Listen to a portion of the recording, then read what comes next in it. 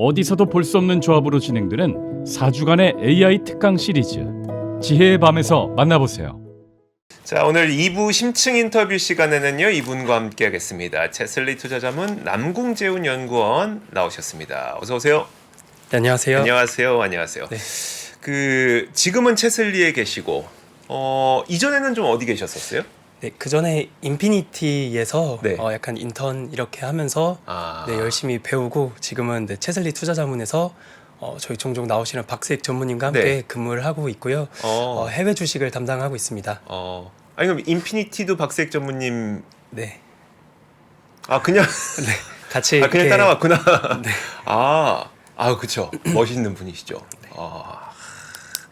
그럼 주로 어떤 부분에 미국 주식 가운데 어떤 부분을 가장 좋아하세요? 뭐 섹터가 될 수도 있고. 저는 기본적으로 일단 빅테크를 제일 좋아하고요. 네. 제가 가장 좀 투자 포인트로 두는 것 중에 하나가 네. 미국 회사들은 주주 환원 정책을 아주 잘한다라고 생각을 하고 있고요. 그렇죠. 그리고 국내 회사들에 비해서 외국 네. 회사들은 저희가 조금 더 트래킹하기가 편하다. 그러니까 실적을 확인을 해보고 액션을 취할 수 있고요. 그리고 미국 회사들은 그 회사들이 앞으로 어떻게 돈을 벌 건지, 네. 그리고 또 자사주를 어떻게 살 건지, 소각을 어떻게 할 건지 이런 맞아요. 것들에 대해서 상당히 투명하게 가이던스를 제시하기 때문에 조금 더 장기적인 투자가 가능하지 않을까 이렇게 보고 있습니다. 그럼 원래 이쪽에 들어오시기 전부터 미국 주식 좋아하셨어요? 아니면 들어오셔서 딱 보다 보니까 미국 주식이 더 나은데 뭐 이런 거였었어요? 일단 제가 외국에 좀 오래 살다가 왔다 보니까 이제 어디 계셨어요? 호주에 좀 오래 있었습니다. 네. 네.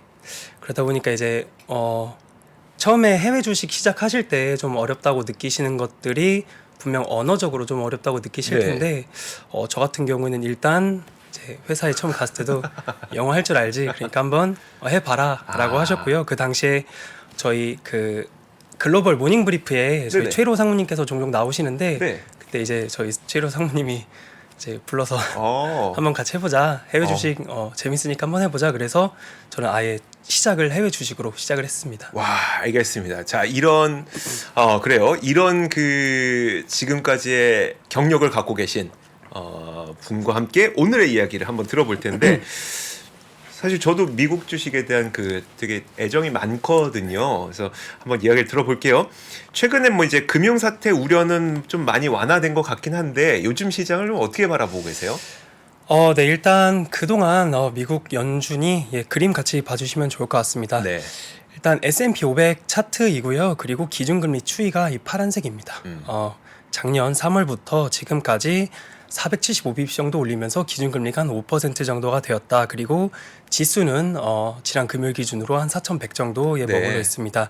금융 사태가 워낙 많았었는데 애틀랜틱 연은 총재도 그렇고 금융 시스템에 문제가 없어서 3월달에 25bp 인상을 했다. 네. 그리고 바이든도 뱅크 큰 문제 없다. 그리고 연준에서도 이번 그 금융 사태를 유동성을 잘 공급해서 좀 잘 해결을 할 거다 이렇게 생각을 하고 있고요. 기본적으로 저 같은 경우는 연은 총재들이라든지 네네. 파월 의장이라든지 하는 이런 말들을 다 가이던스로 받고 있고 그냥 컨센서스대로 가자는 위주입니다. 그러니까 이게 네. 자꾸 그들은 이렇게 얘기하지만 우리 생각은 달라라고 하면 네. 항상 좀 탈이 나곤 하는데 요즘처럼 이게 딱 인플레이션 시작 단계부터 뭐 한 차례 실수가 있었고 지금 또 두 차례 실수가 있는 것 아니냐는 시장에 의심이 있을 때는 이건 그들의 가이던스를 믿어야 되는 건지 아니면 네. 이들이 틀린 이력이 있으니까 아니야 이제 시장의 판단에 맞아야 돼. 예를 들어 CME 페드워치, CME 페드워치를 따라가야 돼. 어느 쪽으로 좀 따라가야 될 것 같으세요? CME 페드워치에서 기준금리 인상 확률이나 이런 것들이 다 시장에 어느 정도 프라이싱 되어 있다라고 보고 있긴 한데요. 네. 어쨌든 간에 제가 앞서 말씀드렸던 것처럼 외국 기업들은 가이던스를 잘 주고 있고 연은 총재들이라든지 파월 의장들도 시장의 신뢰를 지키기 위해서 이상한 소리는 안 할 거라고 네네. 생각을 하고요. 그리고 CPI가 발표되기 전이나 네네. PC가 발표되기 전에 약간 가끔 연락을 받습니다. 어떻게 될 것 같냐고. 네. 그러면은 그냥 보고 가지 뭘 굳이 미리 액션을 취해서 하다가 괜히 엇박자 날 수 있다라고 네네. 말씀을 드리거든요. 네. 알겠습니다. 가이던스 따라갑니다. 네. 잘 봐라. 네. 괜히 못 믿지 말고 혼자 딴 생각하지 말고. 맞아요. 진짜 정말 전 세계 수많은 최고의 금융 전문가들이 의견을 모은 거니까. 네, 그렇습니다. 알겠습니다. 괜히 건방 떨었다가 자, 좋습니다. 자, 1분기 한번 되짚어 볼까요? 1분기는 어땠을까요? 네, 앞서서 많은 분들이 많이 말씀을 해주셨을 것 같아요. 제가 여기 표를 만들어 왔고요. 저희가 이제 회사에서도 회의를 할 때 제가 사용하는 자료입니다. 네. 지난주 금요일 날 발표가 되었었던 이 PCE 지표들 파란색만 보시면 되는데 전월 대비 컨센보다 다 낮게 나왔다.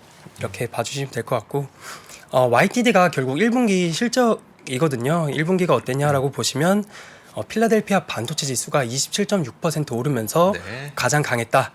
반면에 지난해 좀 강했었던 다우는 0.4%밖에 안 올랐다. 그리고 또 오른쪽에 섹터별 추이입니다. 네. 여기서도 YTD로 보시면은 IT 섹터가 21.5%, 그리고 커뮤니케이션, 뭐 구글이나 메타 이런 것들이 들어가 있는데요. 20% 넘게 올랐고 자유 소비재 이쪽에는 아마존이라든지 테슬라 이런 종목들이 들어가 있고요. 한 16% 조금 못 미치게 상승을 했다. 그래서 네, 올해는 IT라든지 커뮤니케이션, 자유소비재, S&P 500에서 비중이 높은 섹터들이 네. 상승을 했고 그런 영향에 시장이 올랐다. 이렇게 봐주시면 될 것 같습니다.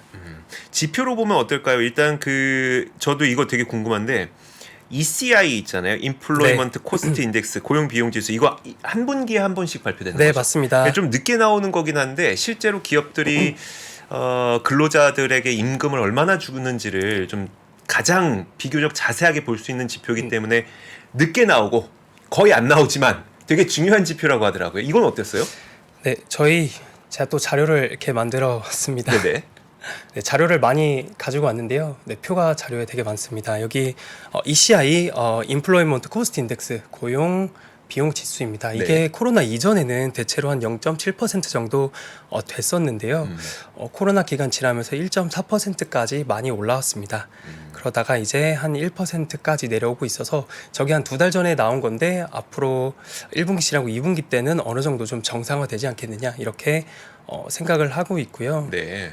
또 우측에 보이시는 이 시간당 평균 임금 상승률도 연준에서 아주 중요하게 보는 지표 중 하나이고 네네. CPI 목표치가 2%라고 얘기를 하고 있거든요. 네. 근데 이 시간당 평균 임금 상승률도 CPI가 동일한 2%라고 얘기를 하고 있습니다. 그래서 같이 가기를 희망한다라고 얘기를 하고 있는데요. 이번 주 금요일 날 미국 시장은 휴장이지만 네. 지표는 다 발표가 됩니다. 아, 그래요? 아, 네, 휴장 네. 때도 지표 발표되는구나. 네, 이게 좀 이례적이긴 한데 네. 제가 한 번 더 확인을 했습니다. 네. 휴장인데 지표가 다 발표가 되고 고용 관련한 지표들이 금요일 날 다 발표가 되거든요. 네네. 금요일 날 이 시간당 평균 임금 상승률 컨센서스가 4.3%입니다. 네, 작년 3월이 5.9%였는데 네. 물가도 둔화가 되고 있고 이 평균 임금 상승률도 둔화가 되고 있다. 네. 네, 그래서 물가도 잡히고 있고 임금 상승률도 둔화가 되고 있고 그렇게 된다면 서비스 물가도 조금 둔화될 수 있다. 이렇게 보고 있습니다. 혹시 못 믿는 건 아닌데요. 제가 보통 휴장일 때 지표를 일찍 하루 전날 발표하는 경우가 간혹 있잖아요. 그런 건 아니죠? 이번 주는 당일날 발표해야 된다는 거죠? 아, 예, 요번 주 당일날 발표합니다. 네. 네. 휴장인데 당일날 네. 발표한다. 저도 CNBC에서 한 번 더 확인했습니다. 아, 네네. 부활절 때문에 네, 그렇습니다. 휴장인 거고.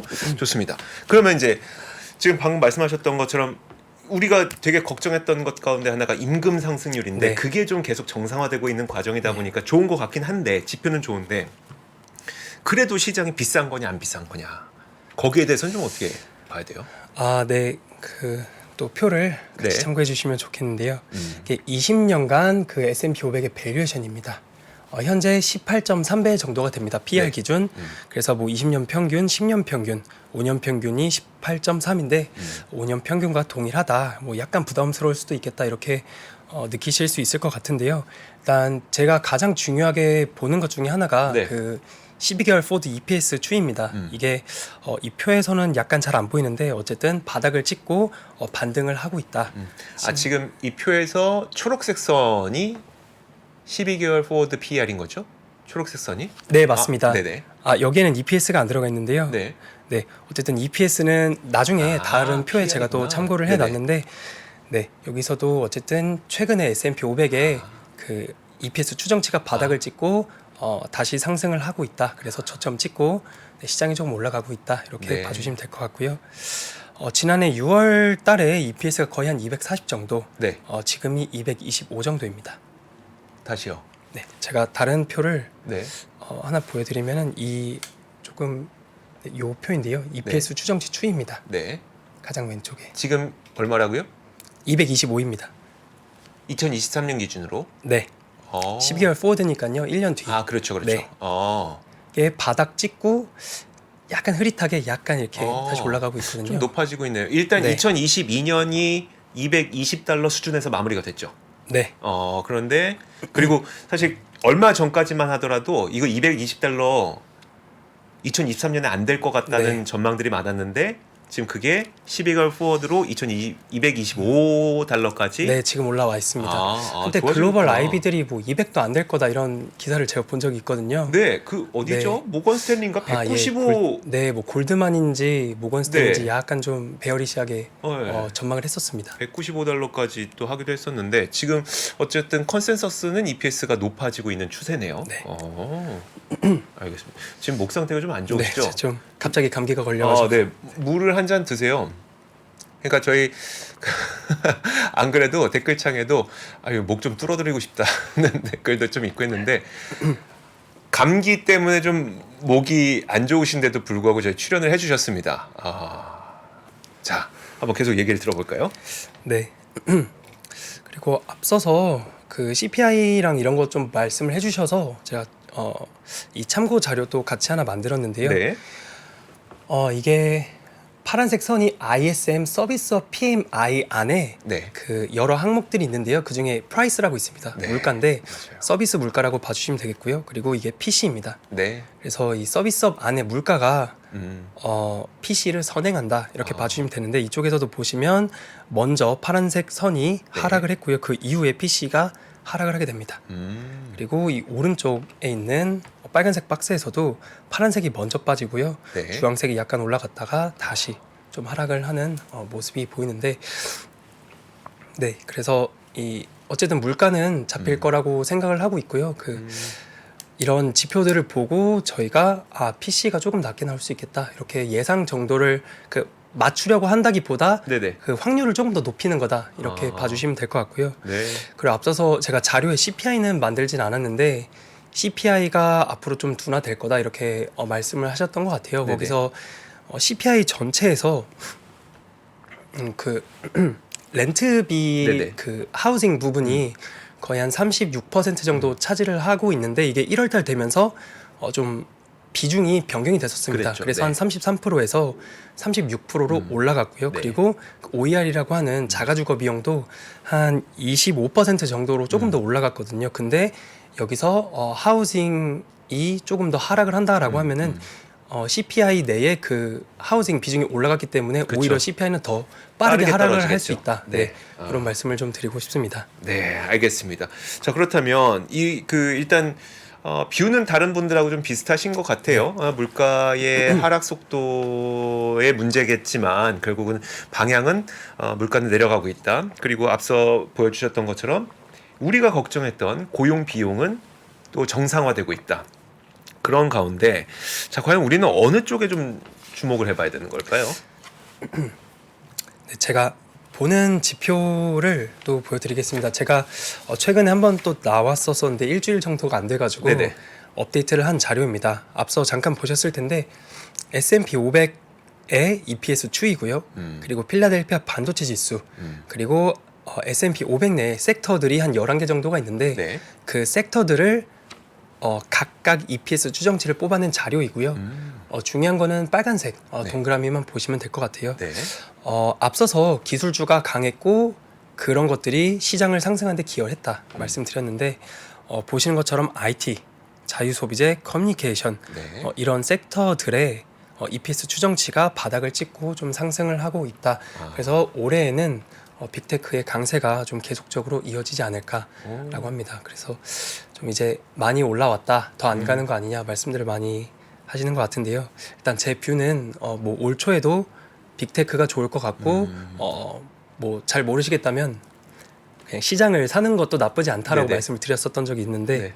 뭐 내 뷰는 그대로 유지하고 알겠습니다. 있습니다. 그러니까 미국 기업들은 그런 특성이 있죠. 이익이 올라가면은 사실 밸류에이션이 계속 떨어지는 거기 네. 때문에 지금은 마치 뭔가 비싸 보여도 야, 한 분기 지나고 보니까 주가는 올라왔는데 밸류에이션 더 떨어졌어. 이런 현상들이 네. 계속 발생을 할 수 있는 거죠, 미국 기업들은.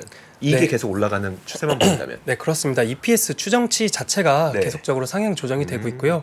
앞서서 말씀드렸던 것처럼 그 주주 환원 정책에서도 그런 효과가 보이는데 결국 주가는 EPS 곱하기 PER이라고 그렇죠. 할 때 회사가 자사주를 매입해서 네. 소각을 하면 EPS의 가치가 올라가는 거니까 PR은 뭐 똑같은 뭐 10이라고 하더라도 EPS가 가치가 상승을 하게 되면은 거기서 업사이드가 더욱 나올 수 있다. 이렇게 보시면 될 것 같습니다. 알겠습니다. 자, 그러면 이제 종목 하나만 좀 짚어주세요. 테슬라 저희가 일부에서도 한번 보긴 했는데 이게 지금 갑론을박이 너무 많아요. 테슬라가 발표했던 1분기 딜리버리 수가 컨센을 하회한 거냐 상회한 거냐 이거 어떻게 보세요? 네. 일단 테슬라 차트 먼저 한번 봐주시면요. 네네. 여기는 이제 분기별 차량 판매 대수 추이랑 오른쪽에는 연간 차량 판매 대수 추이인데 네. 왼쪽부터 보시면은 파란색 선이 판매 대수 추이입니다. 이번에 한 42만 2,875대가 나왔는데 그냥 컨셉만큼 나왔다. 이렇게 봐주시면 될 것 같아요. 네. 뭐 하회했다 상회했다라기보다 아, 네, 컨셉대로 나왔다 이렇게 뭐 저는 보고 있고요. 네. 그리고 저희가 그 주가의 메커니즘을 좀 알아야 된다라는 네네. 말씀을 드리는데 일단 주가는 언제든지 항상 선행을 합니다. 그래서 판매 대수가 안 좋을 것 같다 싶으면 주가가 약간 빠지고요. 네. 판매 대수가 좋을 것 같다라고 하면은 주가가 오릅니다. 네. 최근에 약간 반등을 하기도 했었고 네. 어쨌든 시장에서는 뭐 판매 대수가 잘 나올 것 같다 이렇게 본 것 같고요. 또 우측에서도 말씀드렸던 것처럼 주가는 항상 선행하는 모습을 보이고 있습니다. 앞서서 테슬라 좀 말씀을 해주셨는데 네. 테슬라 차량 가격이 하락이 되고 하면은 뭐 이익률이 떨어지지 않겠냐 뭐 이렇게 말씀들 많이 하세요. 근데 네. 제가 볼 때는 이익률 그대로 유지된다라고 보고 있고요. 어떻게요? 네, 일단 이 재무제표를 간단하게만 네네. 만들었습니다. 매출액부터 보시면은 계속적으로 뭐 YOY로 26%, 29%, 15%, 18% 상승하는 거로 나와 있고요. 네. 또 차량 판매 대수 추입니다. 이 자료는 모두 블룸버그에서 제가 다운 받아 왔고요. 네. 컨센서스도 블룸버그 건데 26년도 기준으로 차량 판매 대수는 318만 대 네. 정도를 예상하고 있습니다. 여기서 주목하셔야 될 점은 ASP인데 에버리지 셀링 프라이스 평균 판매 가격. 네, 평균 판매 가격인데요. 네. 네, 한 23년 지금 한 48,000달러인데 차량 가격을 인하면 이 48,000달러에서 계속 떨어져야 되는 거 아니냐라고 네네. 말씀들을 하시는 것 같아요. 블룸버그에서는 별로 안 떨어진다, 47,000으로 보고 있다인데 왜냐면 나중에 네. 로드스터라든지 네. 사이버 트럭이라든지 이런 차량 한 대 뭐 15만 불, 20만 불 하는 네네. 차를 팔 거거든요. 네. 그렇기 때문에 블룸버그에서는 이 차 가격 자체는 거의 플랫하게 간다 이렇게 보고 있습니다. 평균 판매 가격은 네, 그렇습니다. 네. 네, 그래서 이런 숫자들로 말씀을 드렸고 또 GPM 같은 경우도 총 이익률인데 네. 20% 중반대 그대로 유지를 할 거다라는 게 컨센서스입니다. 그리고 영업 이익률도 한 10% 중반대 17.6% 뭐 한 18% 이렇게 네네. 전망을 하고 있습니다. 그래서 EPS 추이를 이렇게 보시면은 연간인데요. 계속 성장을 하면서 26년까지 거의 한 8달러 정도 보고 있는데 네.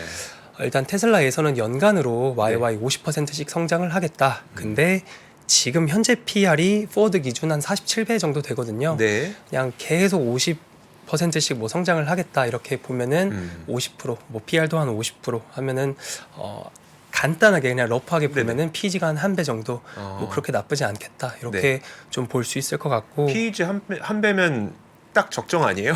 너무 싼 것도 아니고 비싼 것도 아니고. 네, 이제 나중에 저희가 그 26년도에 네네. EPS가 한 8 정도인데 멀티플 한 50 주면 $400 정도 되는 거거든요. 네네. 미래 거를 끌어다 보면은 간단하게 뭐 보면은 뭐 그렇게도 계산해 보실 수 있을 것 같습니다. 그러니까 지금 이 정도 속도로 성장한다고 하더라도 네. 딱히 문제 없이 마진도 안 줄어들 수 있고, 네. 그러니까 매출 총 이익률이 안 줄어들 수 있고, 네, 그렇습니다. 그렇죠? 그리고 영업이익 지킬 수 있고, 그리고 블룸버그에서 예상하는 것, 그러니까 사람들이 예상하는 것처럼 50% 정도의 성장률도 달성할 수 있고 이 정도로 보인다는 거네요.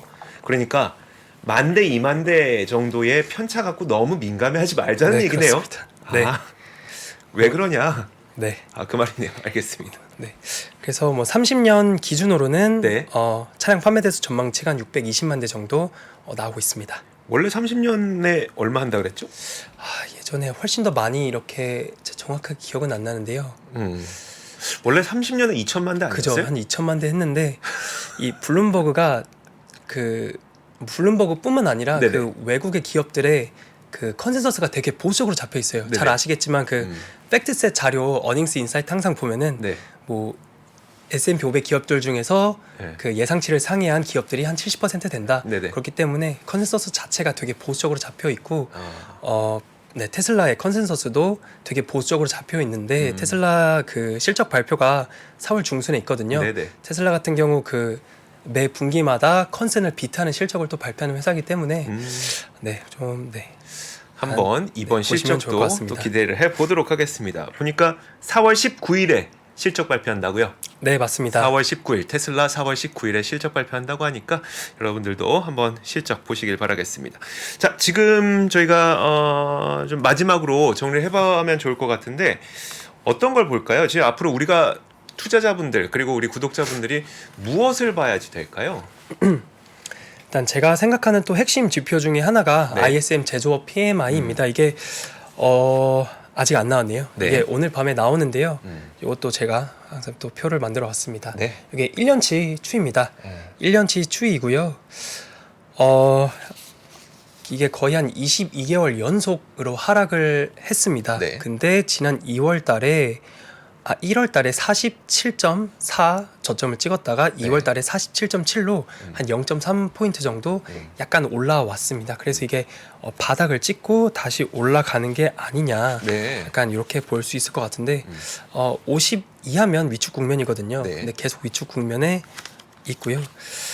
일단 컨센서스가 한 47.5 정도 되고 있어서 다시 PMI가 떨어질 것으로 보고 있는데 미국 정책 금리와 이 ISM 제조업 지수는 역사적으로 좀 반비례 동행 관계이기 때문에 미국의 금리 인상이 종료될 경우에 ISM 이 제조업 지수의 본격적인 상승이 좀 예상이 될 수 있습니다. 그래서 이게 바닥을 찍고 올라올 때가 연준이 금리 인상을 좀 멈출 수 있고 한 번 더 시장이 조금 상승할 수 있겠다라고 보고 있고요. 이 다음 표 보시면은 제조업 PMI랑 S&P 500의 차트를 1999년 12월부터 지금까지 그려놓은 표입니다. 네. 네, 동그라미 표 쳐놓은 게 한 2000년도 닷컴 버블 그리고 2008년에 뭐 금융위기 때 네. 그리고 코로나 때 이때 다 크게 하락을 했었거든요. 네. 그래서 이게 지금 좀 바닥 찍고 반등을 할 수 있는지 이런 것들 좀 더 주목해서 보시면은 좋을 것 같고요. 네, 되게 중요하게 보는 지표 중에 하나입니다. 그럼 지금 ISM 제조업 지표가 그 11시에 이제 공개될 예정인데 지금 보면은 컨센서스가 47.5 정도가 나오고 있더라고요. 네. 이게 좋게 나와야 시장이 올라갈 수 있다는 얘기예요? 이것도 뭐 당장 이게 몇이 나와서 네. 뭐 올라간다라고 하기보다 네. 추세적으로 미국의 경기가 어떠냐에 좀 더 초점을 두시면 좋을 것 같아요. 이 PMI라고 하는 게 구매 관리자들이 네. 사는 그쵸. 거잖아요. 네. 그렇다 보니까 이 원문을 항상 보면은 뭐 화학 업종은 어떤 상황인지 뭐 여러 가지 업종들이 있지만 뭐 각 업종마다 뭐 공급망이 나아지고 있다. 네. 또는 비용이 좀 줄어들고 있다. 뭐 재고가 쌓이고 있다. 이런 내용들이 같이 나옵니다. 그래서 지금 경기 상황이 조금 더 어떤지 경기가 살아나고 있는지 이런 것들에 좀 더 주목하시면 좋을 것 같아요. 이거 가지고 뭐 조금 더 높게 나왔다. 주가가 오를 것 같다. 뭐 이렇게 예측하시는 저는 이게 것보다 시장 분위기가 좀 궁금한 건데 네네. 예를 들어서 이제 지금 상태에서 경기가 좋은 게 금리를 올리기 어려운 상황인데 네. 그럼 경기가 좋은 게 지금 좋은 거냐? 아니, 금리를 올리기가 되게 어려운 상황이니까 이 경기가 좀 다소 부진한 게 좀 좋은 거냐? 그걸 좀 여쭤본 거거든요. 일단 제가 생각하는 올해의 네네. 그 시장 회복 경로가 어떻게 되냐면요. 네. 앞서 말씀드렸던 것처럼 물가가 잡히고 있다. 네. 그래서 물가가 정상화될 것 같다라고 말씀을 드리고 물가가 정상화되면 당연히 10년물이나 2년물이나 워낙 그쵸. 높았는데 금리도 정상화될 거라고 네. 보고 있고요. 그렇게 되면 또 경기도 함께 정상화될 것 같고 그렇게 되면 실적도 금리가 낮아지면 실적도 좋아질 거거든요. 네네. 실적도 정상화되고 마지막으로 밸류에이션까지 정상화되면서 올해는 이런 경로에 시장이 회복될 것 같다. 그래서 경기가 좋아지면서 연착륙이 되는 경로를 좀 개인적으로는 생각을 하고 있습니다. 알겠습니다. 자, 그러면 이제 마무리를 한번 지어보도록 하죠. 우리 구독자분들을 위해서 오늘 해주셨던 말씀을 좀 통틀어서 좀 종합해 주시면 어떨까요? 네, 정리를 해보면은 네. 올해는 빅테크, 특히 반도체 쪽에 필라델피아 반도체 이런 지수의 EPS 추정치가 가파르게 오르고 있다. 그리고 IT 커뮤니케이션이 좀 좋을 것 같다라고 보고 있고요. 또 4월 달에 실적 발표 시즌이 있는데 네. 일단 1분기 실적 자체는 큰 기대는 사실 별로 없습니다. 일단 좀 슬로우하지 않을까. 근데 사실 가장 중요한 건 가이던스거든요. 그렇죠. 네, 마이크론 실적 안 좋을 건 다 알고 있었는데 네. 가이던스 이렇게 주니까 또 많이 올랐었던 것처럼 가이던스에 집중을 하시는 게 좋을 것 같고, 네, 그래서 올해는 지난해는 조금 방어적인 전략이 네. 통했다면 올해는 조금 더 공격적인 전략이 좋지 않을까. 오. 네, 이런 말씀을 드리고 싶습니다. 그 근거는 기업들의 EPS 전망치가 네. 높아지고 있다. 예, 그렇습니다. 그리고 시장 경로가 네. 어떻게 회복할 건지 말씀드렸던 아, 것처럼 네, 물가, 금리, 실적 밸류에이션 다 정상화될 것이다. 이렇게 말씀드립니다. 그러니까요. 진짜 미국은 정말 기업 실적에 따라서 그대로 움직이는 시장이기 때문에 좋습니다. 자, 네. 오늘 저희가 남궁재훈 연구원과 함께 이야기를 나눠봤는데 저희가 이야기를 나누는 과정에 많은 분들이 다 외모 얘기밖에 안 하세요. 남자가 봐도 매력적이다 이런 얘기도 있었고 한국판 애쉬튼 컬처다 뭐 이런 얘기도 있었고 참 자주 좀 나와주시죠. 네, 알겠습니다. 네. 아직은 뭐 정기적으로 나오실 계획은 아니신 거죠? 네. 그래서 뭐 제가 네. 좀 정기적으로 나와달라고 네. 말씀드려도 돼요? 회사랑도 또 상의를 해봐야 되는 부분이 있기 때문에요. 알겠습니다. 네, 좀 말씀드려보겠습니다. 이렇게 벽을 치시네. 자, 좋습니다. 자, 다음에 또 만나는 기대를 좀 가져보면서 보내드리겠습니다. 체슬리 투자자문 남궁재훈 연구원이었습니다. 고맙습니다. 네, 감사합니다. 시간이 흘러도 변하지 않는 여러 가지 원칙과 사고 체계는 존재하거든요. 대가들의 사고 체계, 투자 기법이 아니라 생각의 방법. 그런 거를 분해를 해서 재구성을 해서 하나의 어떤 틀로 조합을 하는 과정이 필요한 것 같다. 라쿤 자산운용 홍진채 대표의 거인의 어깨에 19년간 초과 수익을 달성한 그가 어떻게 주식 대가들의 투자법을 활용했는지 이 책에서 최초로 공개합니다. 대가들의 검증된 투자법을 여러분의 눈으로 직접 확인하시죠.